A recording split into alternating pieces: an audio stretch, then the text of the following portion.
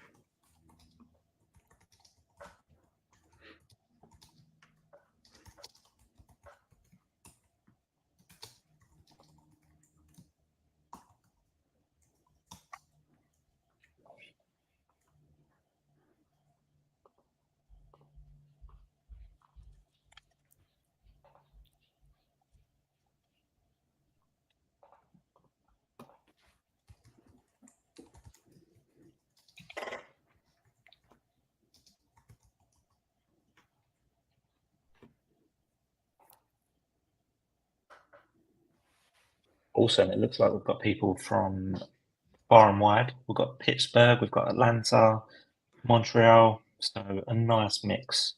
And of course, I'm here in London as well.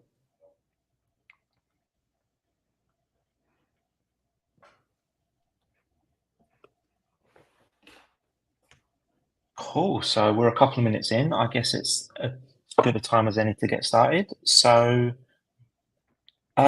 yeah, as I said, I'm here with David Brooks and Graham Stoner, and we're going to be talking about understanding the ROI of testing and in Salesforce. So guys, welcome and thank you for joining me.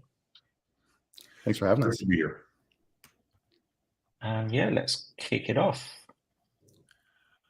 Okay, great. Today we're going to do a brief introduction of the three participants, so you get a little bit of our background. Then we're going to talk. I'm going to share a few questions, conversation with Andrew, based on his experience in the Salesforce world. Then we've got a wonderful demo for you at the end to kind of bring home a new tool that will help in improving your ROI in testing. And then we want to save some time at the end for audience Q&A. So with that, I wanted to briefly introduce myself. My name's David Brooks, and currently the SVP of Evangelism at Copado. But prior to that, I was the head of product for Copado, and I've had 21 years in the Salesforce ecosystem. I worked at Salesforce from 2005 to 2014. Was the guy who led the team that launched App Exchange in 2005, and ran most of about a third of the product Force.com product while I was at Salesforce. But then I've been a customer and I've been a partner 3 times. So been in that ecosystem for quite a long time and seen it from the very beginning and all the changes that have been there. Andrew, you want to give a little bit of a brief background on your experience? Yeah, I mean, my experience doesn't come close to yours now, which says a lot. I just changed my name on my little face because it just said Andrew before, which is of no use to anyone. But yeah, I'm Andrew Cook, Salesforce technical instructor at SalesforceBen. I've been in the ecosystem for, I think it's 13 years now. Predominantly as an admin yeah, this is particularly a topic that I've got some strong views on, shall we say. And Graham, over to you. Yeah. Well, hi, everybody. I'm Graham Stoner. I am a solution engineer here at Copado, and I focus specifically on our testing solution here, Copado Robotic Testing, and the other pieces that we'll see today. But yeah, and I come from a QA background. I ran a team for a little bit, sat in the chair. I did manual testing. I did automated testing.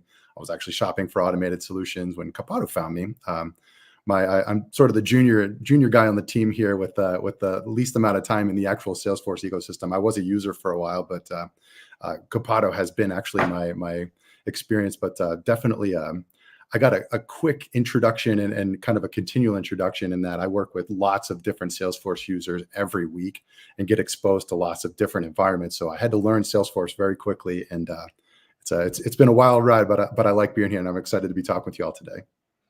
Awesome. So let's get to the first section here.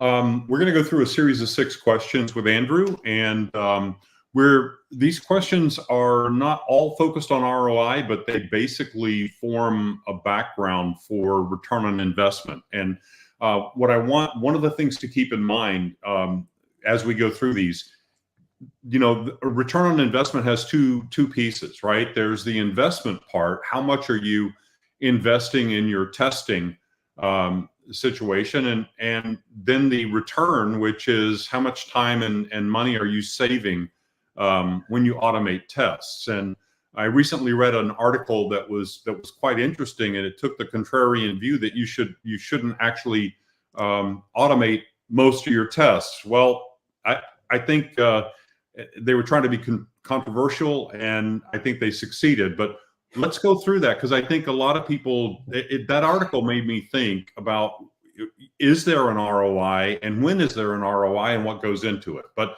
first, let's start with this. I think Salesforce testing has challenges that traditional software development doesn't quite have. And Andrew, I'm interested, what do you think are the common challenges that Salesforce development teams face especially when they're using the traditional testing tools out there?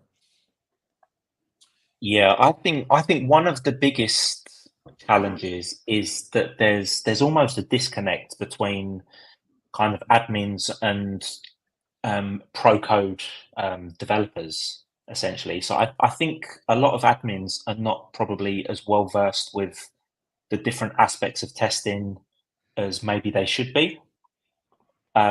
Especially though, like there'll be, I mean, we've all heard the phrase accidental admin, the kind of people that have found themselves in the role without necessarily going out to try and get it, if that makes sense. Whereas I think on the flip side, kind of pretty much all traditional pro code developers will generally all know all about the different aspects of testing, even if they're not necessarily come from a Salesforce background, because development and testing go hand in hand, whereas that's not always the case with admins, shall we say. Yeah, I've actually heard, I've seen in the space that the admins say it's point and click. I mean, why do I need to even test it? It's just configuration. So why do I need to test? Yeah. It's been a mantra of Salesforce for many years, right? So it's kind of been drummed into a lot of people that it is clicks, not code. And as well, on top of that, Salesforce do their own sort of tests whenever there's any release as well. So there's probably a lot of people out there that just think, well, the testing's done for me to an extent. Right. And how about automation? Do you see in the Salesforce practice, do you see many teams that actually have automation resources provided to them, or are kind of they're on their own? In my experience, I think as one thing to bear in mind is that this will depend a lot on the size of the organization. I think a lot of smaller organizations with a smaller kind of use case of Salesforce, I guess, tend to do more manual testing compared to much larger organizations that probably do have like different testing teams and those kind of resources. Yeah, I think we see the same thing in our world as well. Okay, why don't we move on to the next question?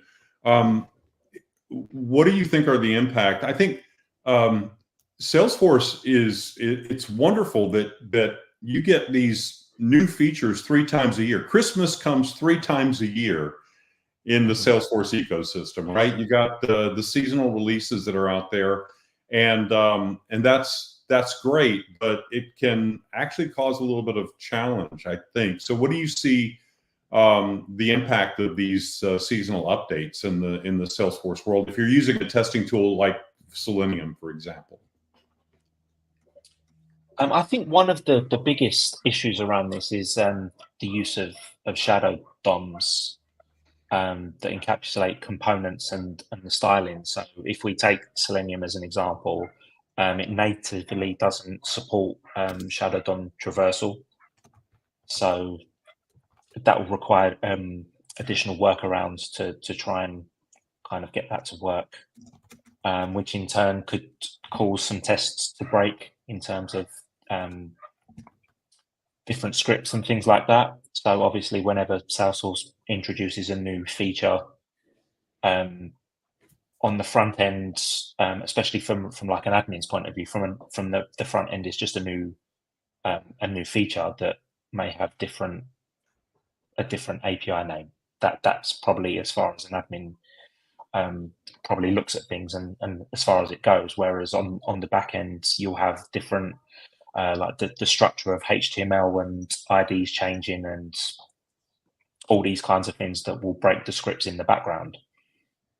So there's a lot to this sort of thing that a lot of people probably don't think about as much as maybe they should do. Yeah, I think that's the other point of the ROI calculation is that it's not only in writing the test the first time. The investment is not just in writing the test the first time. Depending on the tools that you choose, you could actually required to update the test every time Salesforce does a release. Some of the DOM locators we actually see get impacted when they do patch releases. It's not just the 3 times a year. It's sometimes with patch releases. So ROI calculation is not just creating an automated test the first time, but it's also maintaining that test over time. And the updates from Salesforce, I think, are an impact to that, as you said, because of the DOMs and the shadow DOMs. One of the ways to minimize that, by the way, is using a testing tool that relies on the visible portion of the screen and what a user would see, which doesn't actually change between releases that frequently, versus the DOM locators that are deep in the heart of the HTML, as you said. Cool. Well, let's go on to question number 3. What are some of the misconceptions about cost and complexity of implementing the automations in Salesforce? So is it really that difficult and complex to automate? No, I don't think it is. But I think one of the biggest kind of misconceptions is probably that automated testing is too expensive. That seems to be the biggest feeling among people that aren't using it. And although that there will be, like any tool, there will be an initial investment in kind of the initial setup for the tools, the training, etc. In the long run, it will probably save you money. I think the biggest sentiment to that as well is that I can't think I've ever heard someone who has automated testing saying that they wish they hadn't invested in that, whereas a lot of people that don't probably say that they do wish they had made that investment at some point. And another thing, like we touched on, is about with it only being for large organizations. I think that's something that a lot of people think that's not necessarily the case these days. Yeah, I think trying not to steal some of the thunder that Graham is going to be showing in a few minutes, but to think, just realize that writing scripts is not the only way of automating tests. There are several tools that will help you capture the steps that you're taking through clicks, the same way that and generate scripts from the clicks that you do. So I think that's another misconception, is you think you have to be a professional coder in order to write tests. And maybe that's true in something like Selenium, but I think that there are alternatives. And to get back to the ROI theme, realize that really the return on your investment comes from the ability to run the test multiple times. I mean, a lot of times when you're releasing, you have the forward thing.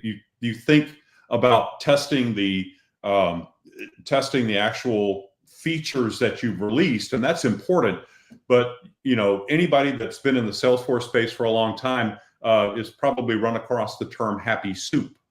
And happy soup is really the fact that all of the metadata within a Salesforce org, unless you've been really good about packaging everything, all of that metadata is really kind of there to be changed. And so you can change something in a new feature that negatively impacts. I'm using a euphemism there. It breaks. You can do something on purpose that makes a feature work very well without realizing that 5 other teams in different organizations rely on that feature that you just changed, and you've broken 5 people with this new feature. So being able to actually run your tests, not only when you're releasing the features, but running the tests multiple times, every time you release a new feature, to be able to run the regression test to make sure you didn't break something that was already successfully released before. So let's move on. With evolving landscape, of Salesforce, how important is it, do you think, to integrate your testing tool with your processes like Agile and DevOps? How does testing is part of DevOps, right? I mean, it's plan, build, test, release, and operate, and so testing is a big part of DevOps, but it feels like that testing should be integrated with CI/CD. At least Copado believes that. I was wondering to get your thoughts on it. How important is that, to integrate your CI/CD in your testing? Yeah, I think it's really important. I also think it's probably worth a mention that it almost feels like, from a Salesforce point of view, they've kind of come a little bit late to the party in terms of DevOps. It seems to only be getting the sort of traction that it deserves now, whereas in any other software walk of life, it's been around for a long time. So that's one of the things that I'd say on that. But yeah, I think having it integrated is so important, because obviously the main point of DevOps especially is just having your release cycles, so you can sort of develop and push your releases as quickly and efficiently as possible. So testing needs to be a big part of that, because if you get the testing wrong, then everything goes wrong. And yeah, we've heard the phrase shift left and shift right, and it's like, I think when to test is really important. And if you're not synchronizing, if you're not running your tests based on your CI/CD system, your integration and your release management, then you're going to run the risk of not testing it at the right time. And effectively with shift left, it's all about discovering these problems early and catching them early, because it's a lot less expensive to fix a bug if you find it before or during integration, rather than after, God forbid, after it's being released into production. A dirty little secret that I'd like to share for everybody listening: one of my teams actually created change sets, I think back in 2007, and then we did nothing with them for more than 10 years. So I deeply apologize to all of you people out there that had to put up with change sets for so long. It's I guess the good news is that I wouldn't have had a job at Copado if my teams had continued and built DevOps out to the right level. Let's move on. That's question number 4 and 5. What do you think? Let's talk about the future. What kind of innovations do you think will shape the future of Salesforce testing over the next few years? I think it'll be naive to not mention AI at this point. I think there's been such a big push in everything AI over the past 12 to 18 months or so. It's only I'm surprised that we've not seen more of AI powered testing on the Salesforce front already, considering all of the other different AI features that have been kind of rolled out over the last year or so. So I think that's one of the big things. So we're going to see more AI powered tools for generating tests and optimizing the execution of those tests as well. I think you're absolutely right, and as a matter of fact, in about 2 minutes, you'll see a little bit of a preview for that. I'm taking a look at the time, and we want to make sure we save time for the demo and questions at the end. So, final question for you, Andrew: what advice would you give to organizations that are hesitant to move? I mean, I guess this is 2 parts, right? We've got these small organizations that do mostly manual testing, and large organizations that have professional testing teams, but they're using tools that were built by cavemen using stone knives and bear skins, to steal a phrase from a book that I read in the past. What advice would you give them? It's a huge move, right? Yeah, it is a huge move. One thing that I'd probably say is to start small and scale up. So maybe start with a pilot project. That's how I've seen these things kind of work in the past. So not trying to overhaul everything at once, and starting with something small, like maybe a module just for your Salesforce reports, for example, and instead of automating all your testing at once, and then you could maybe move on to the sort of more repetitive tasks that everyone is using. So yeah, I mean, like lead conversion process, for example, would be a prime example that you could automate in this sense, because it's something that most organizations are using, and it's a really good place to start with sort of your automated testing.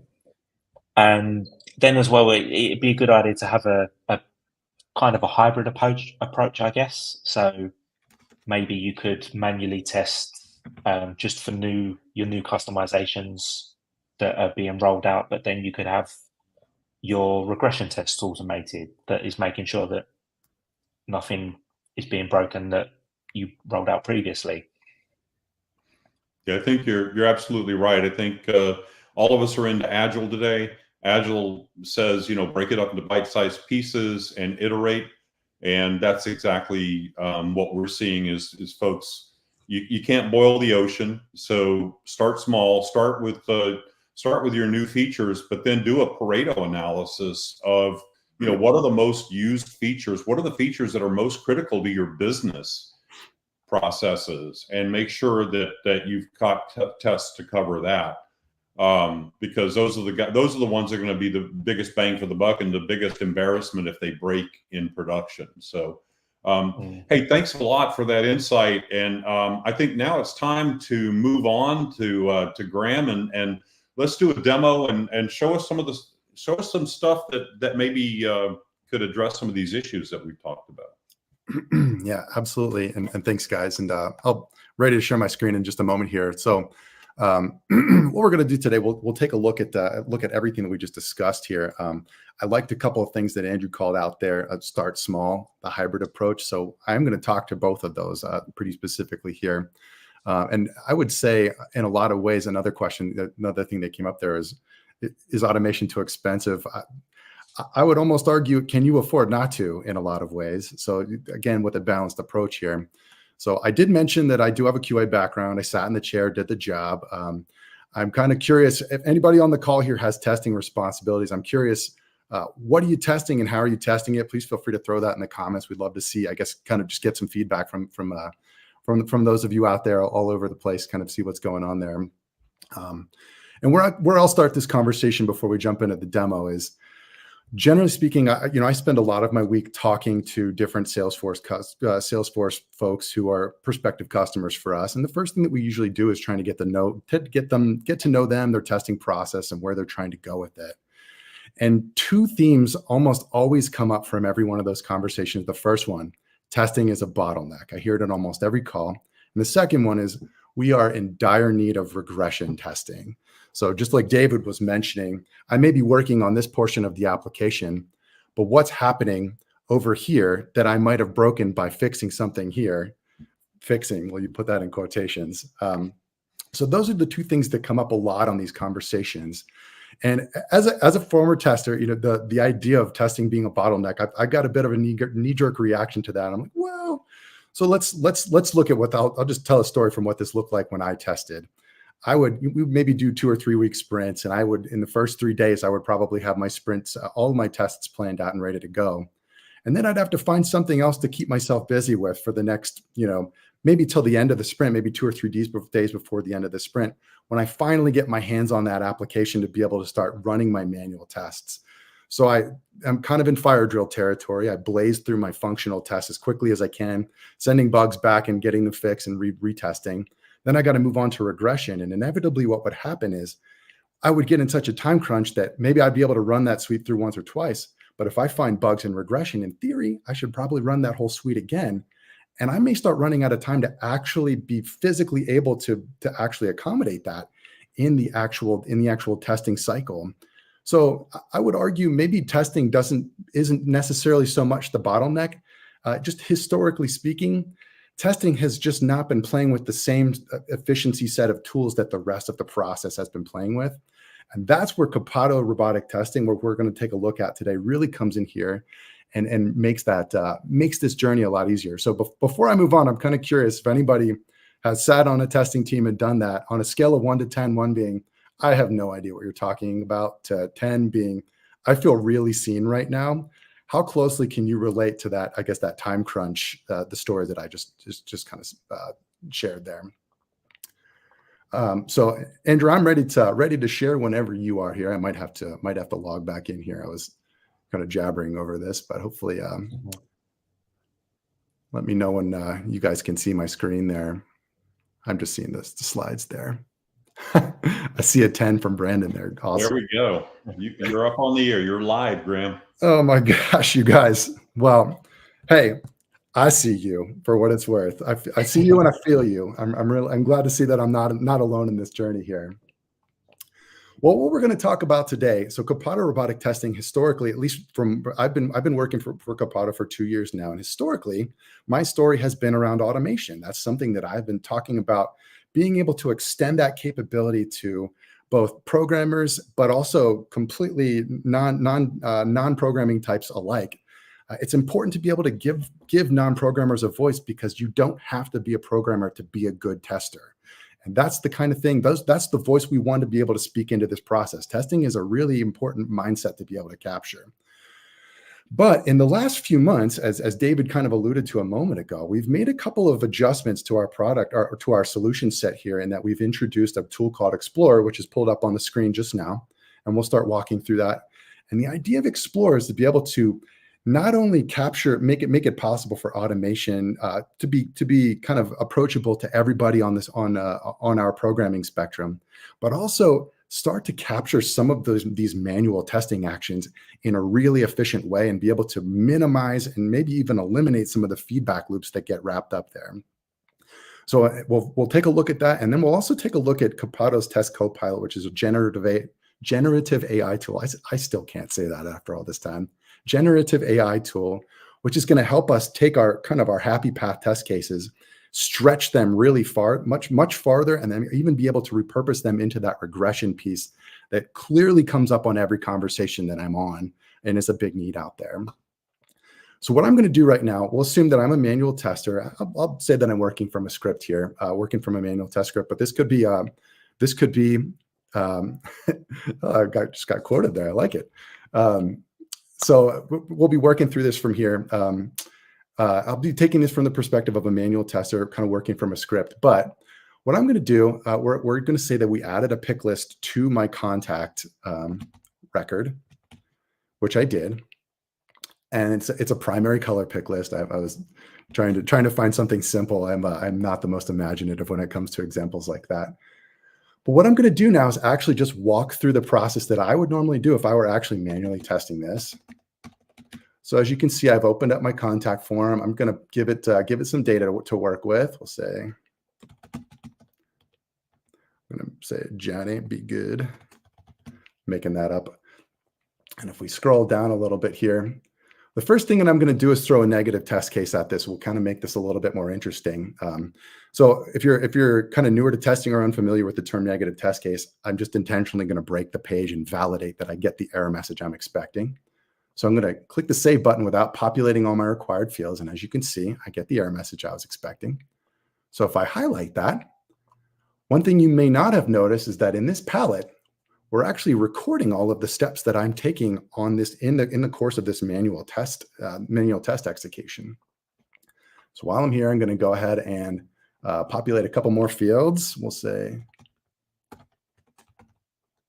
come on, a little bit of a lag there. And I'm going to take a look at my primary color pick list here. And if we select this, there are only two colors in here. As a tester, whether this is in the requirements or not, I think we're missing a primary color, which I believe is yellow. I'm not an expert at these things, but I'm going to add a finding now. So I'm in the middle of my manual test, and without having to step out and do any other crazy stuff in line with my manual test, what I can do now is actually highlight the spot on the screen that's in question. In this case, we should have the option for yellow in here. Let's get that. So we'll say, please add yellow value. So at this point, I'll save my finding here. So now I've reported the unexpected thing that I saw in the course of my test case. So what I'll do now is just finish out this. Let's make sure that I can use the values that I was looking for there. What I'm going to do then is save this. And just as I visually validated my error message, I'm actually going to visually validate my toast message here. And this actually is something that Copado can leverage from Salesforce to make asynchronous behaviors. If you're familiar with what that's looked like to automate, those asynchronous behaviors can be tricky, and this is a really helpful way to be able to deal with that. And while I'm here, since I'm being a good tester, I'm going to clean up after myself in my org. So I will not only create but also delete my record, and then save it, and then also validate that I've seen it. So at this point, I've completed my manual test. It's safe for me to stop my exploration session. I can say, yes, I can end that. And while this is compiling, I'm going to call out the next story from the life of Graham. So when I was testing, I would come across bugs, and I would have the immediate, hey, yes, I found a bug. And actually, it looks like, John, you actually are segueing me here. So this is great. So I would find a bug and I'd be excited. And then I would think to myself, oh man, now I have to document this. Paperwork. So what that might look like, I need to come up with a title that doesn't conflict with other titles that I've already added into the bug queue, to the backlog or whatever that goes into. I've got to come up with a description that kind of says, hey, this is what I was expecting to find, and this is what I actually found.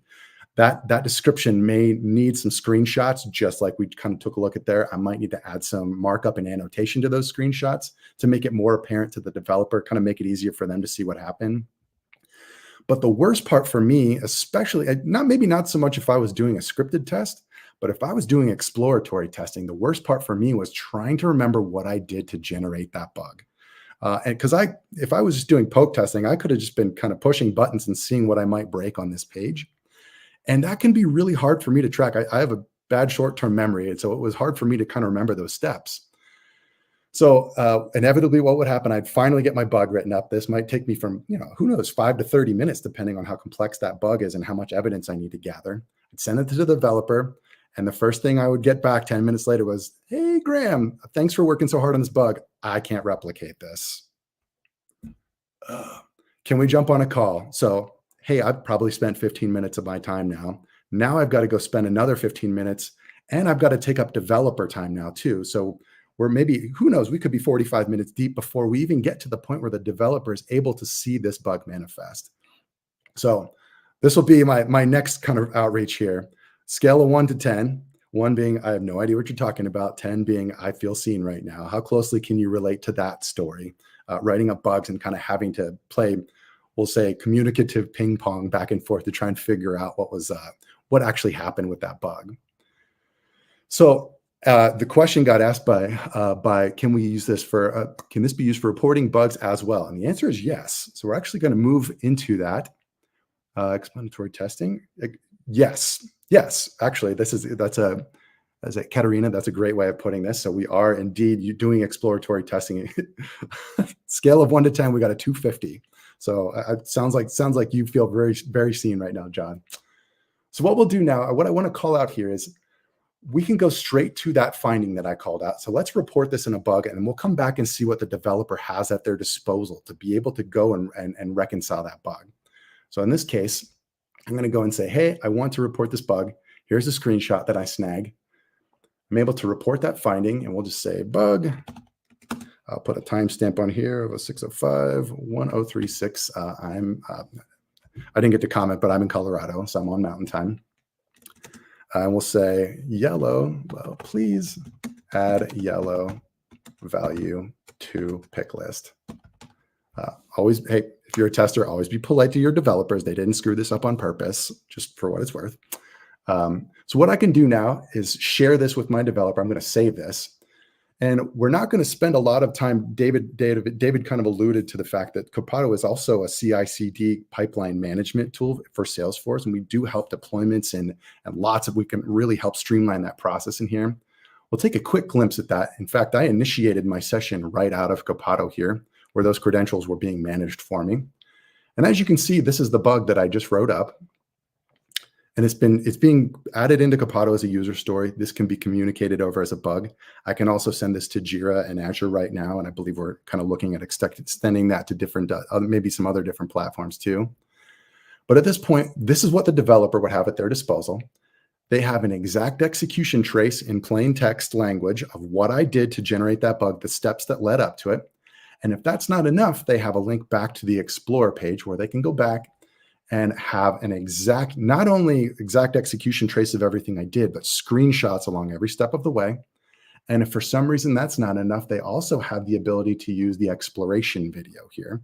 And I will say that just as somebody who has to debug my test cases and oftentimes the things that I develop in Salesforce, it is really helpful to have video evidence of what we saw on the screen, be able to fast forward right to it, kind of using the table of contents on the left here, if you will. So at this point, we're able to give the developer all these artifacts. So it's incontrovertible evidence, it's objectively spoken, and it's deeply descript in a way that I don't have to communicate this to the developer anymore. This bug took me 30 seconds to write up and send over to the developer. They have no reason to come back to me because not only do they have the exact execution trace here, they have everything that they need to be able to find out why this bug happened. There's no more information that I can provide to them. So at this point, I'm either minimizing or eliminating that feedback loop between myself as a developer or myself as a tester talking to the developer. And as I kind of called out before, that we could have spent 45 minutes playing ping pong figuring this out. Imagine if we're finding 10, 15 bugs during a release cycle, the time savings. And so I'm kind of tying it back to the ROI discussion. Time is money, and what kind of time savings could we see if we're able to minimize, if not eliminate, that feedback loop? Hey, Graham, speaking of saving time is money, we're really getting pressed on time. So why don't you wrap up this phase? And I heard something about AI. I'd love to see how that fits into the story. Of course, yeah. So the next bit here, the next bit of transition is we're going to take what we created here and actually convert it into a working automation script. So I can actually just copy the script that was grabbed here. Well, how did you create that? So this is actually a result. This is a byproduct of our manual testing script. It's a great question. This is actually the language. This is the language that our automation tool speaks. And we're actually recording it in that language so we can quickly repurpose it over. But this is a byproduct of our test, well, even a real product is the normal product of our exploration session. So this is something we can reuse later here. This is what we were recording. Wow. So if we jump over here, I can paste that in. And what I've got here, we're in the actual automation portion of our tool now. Quick tour, you'll notice we've got a browser window that we can interact with. Similarly, like we did before, we can actually add some recording steps here too. But this is where we would actually start building this automation. I've got my test case name here. I've got some metadata tags. This was be specific to my contacts page. So I'm going to log in using our home keyword. That keyword is going to try and take us to our Salesforce org. It will conditionally log us in if we need to. And it will also automate multi-factor authentication for us if we need to. And I'm going to zoom in a little bit before we press forward there. Hopefully that's close enough for everybody to see. And what I've got now, if we, where's my formatting? Oh, it's not there. Okay, well, we'll deal with it later. What I've got now, I can actually pick and choose the lines I want to execute. But if I run this, this is actually a working automation just as it is. Now, while this is running, and we can kind of watch it run. While this is running, I'll call out a couple of things that you guys, if you're testers, may have noticed. One, I didn't actually add any steps to validate this. And this is a kind of a one-trick pony at this point. It's only going to create the same record every time. So what I did here, before we jumped on here, just because it does take a couple seconds to generate, I actually threw a couple prompts at our test copilot before we jumped on here. One, the first thing that we're going to do is use test copilot to add steps to validate this record after it's been created.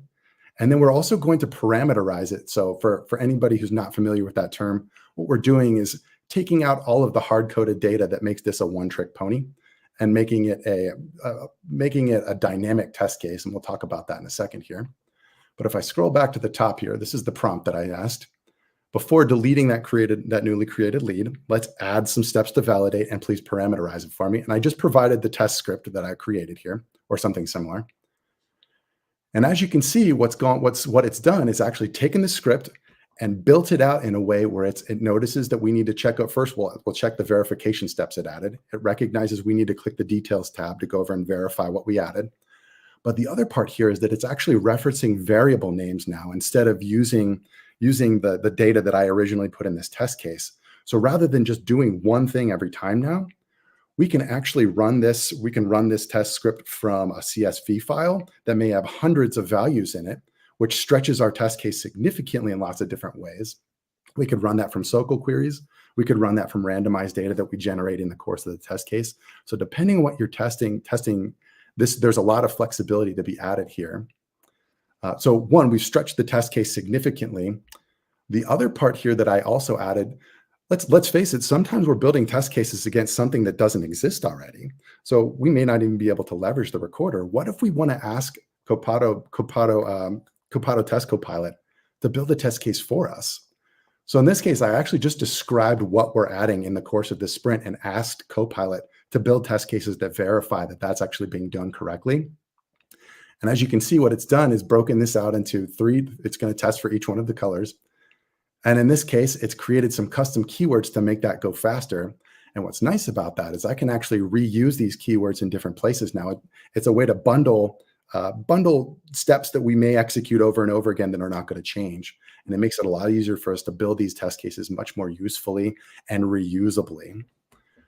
So I think can I double click on that? So, please. The first part of what you just showed was you took the test that was created automatically during your exploration, and you basically gave it a prompt and said, validate the results at different stages and parameterize this for me.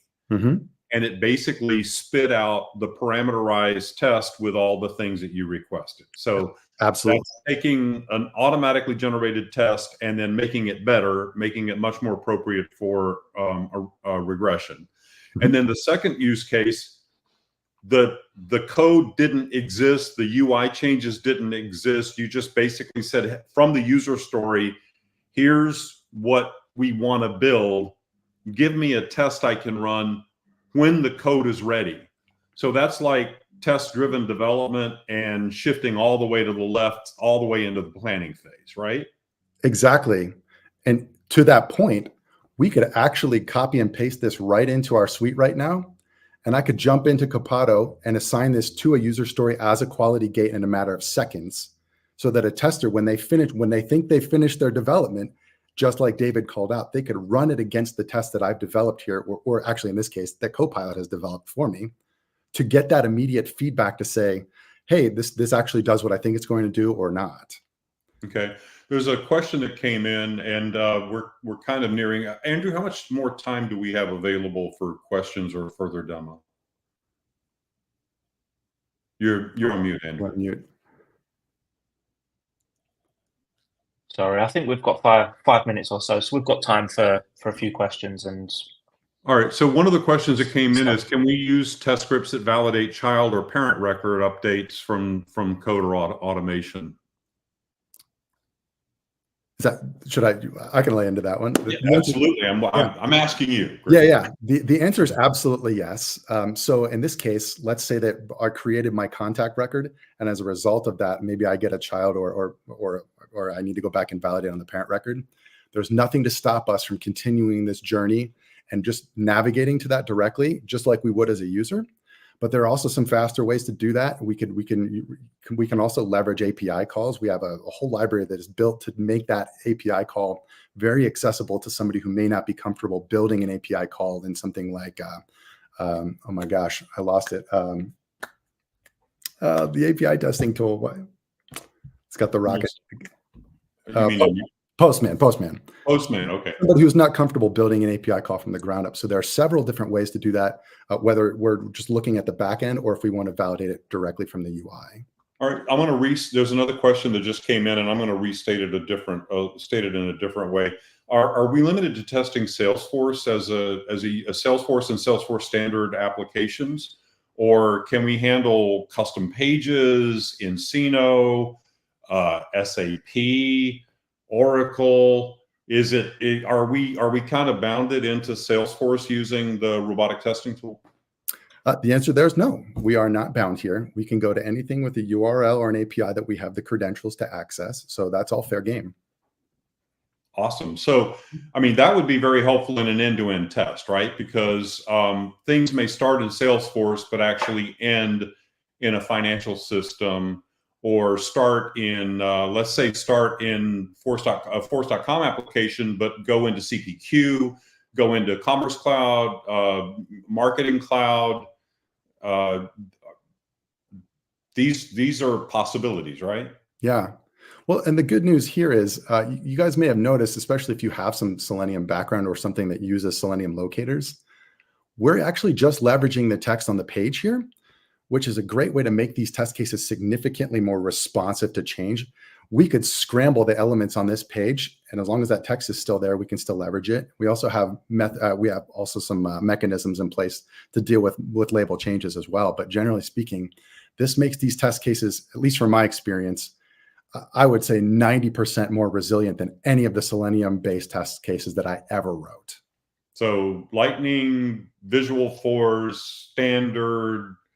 I mean, are there still classic pages available? Did we finally get rid of all the classic pages out there?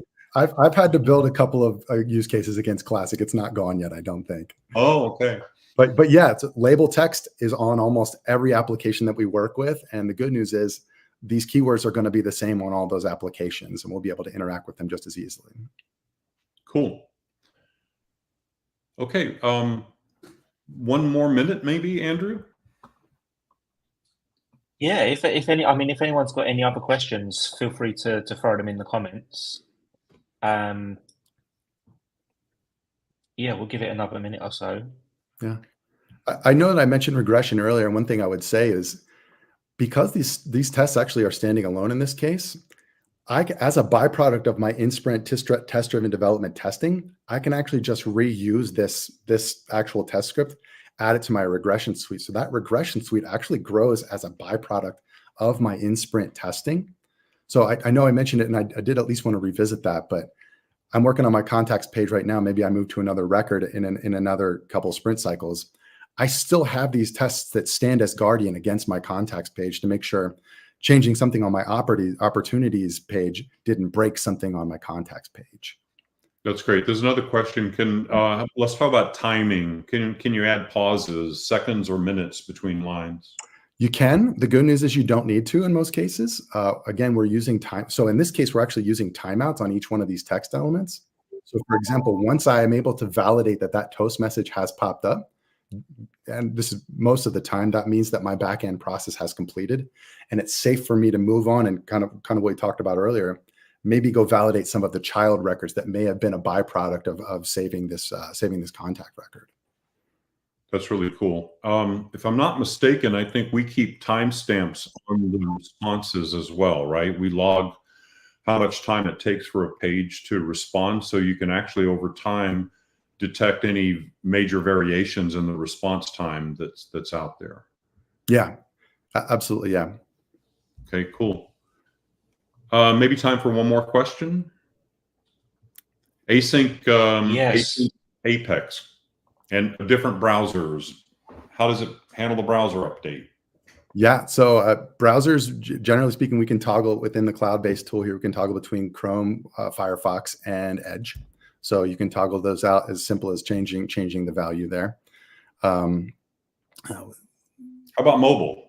Mobile, we do mobile testing as well. Yeah, native application and browser-based as well. We have that functionality too, and the keywords will look very similar. The language. Awesome. I think we're at time, correct, Andrew? Yeah, I think we're just about at time, so that's good timing. I mean, guys, before we finish, is there anything you want to kind of wrap up with? I'll ask Graham if people have more questions after the session today. How would they connect with you if they wanted to ask? You're welcome to email me at gstoner@copado.com. And if I'm not the right person, I'll find the right person to answer your question for you.